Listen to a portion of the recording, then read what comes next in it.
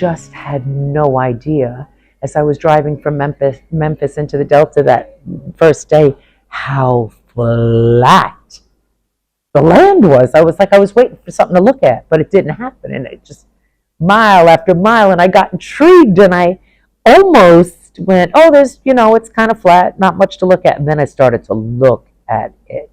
I feel like it strips you bare of a lot of things, of what's in front of your face every day in the landscape. It's not comfortable sometimes, but because there's such tension and such beauty, but it is an important place in America. I did not know that Mount Bayou was all African American community, and I was actually raised and in the Delta area. This is my first time here. It's my experience. History's never hidden. It's always right there. It's just ignored. A lot of the history I was not taught as a student during my high school career, nor was I taught at my university. So at this point, after teaching many years, to hear these stories and hear this part of history, our country's history, was very eye-opening to me.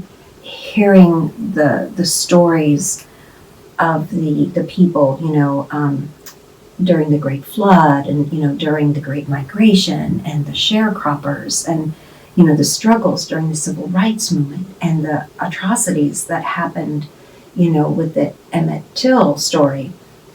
It gave me chills. It was really hard for me to sleep that night, And I think there are still injustices going on even today in 2023.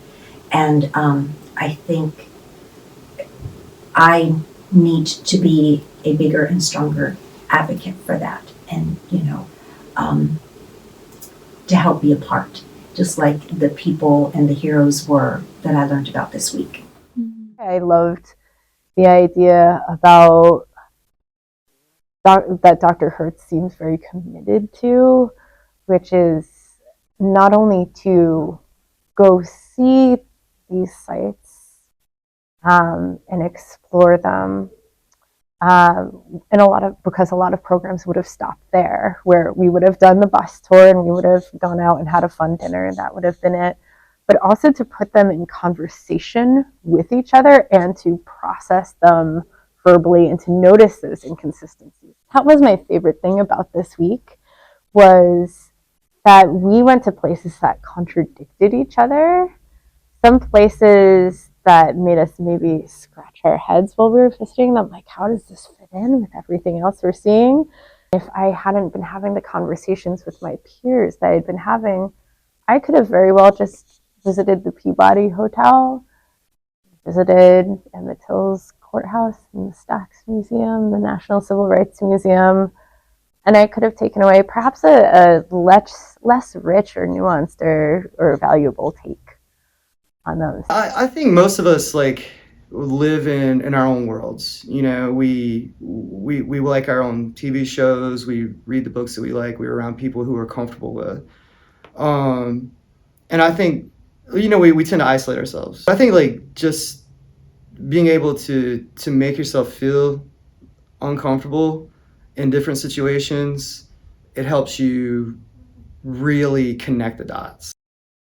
It wasn't actually part of the workshop, but I went on a long bike ride one evening, and ended up near some fields and just got off my bike and just was looking at the landscape, and it's so different than anything I've ever seen before. Just the flatness and the sky and feeling the humidity. I guess I just felt something that I had never felt before.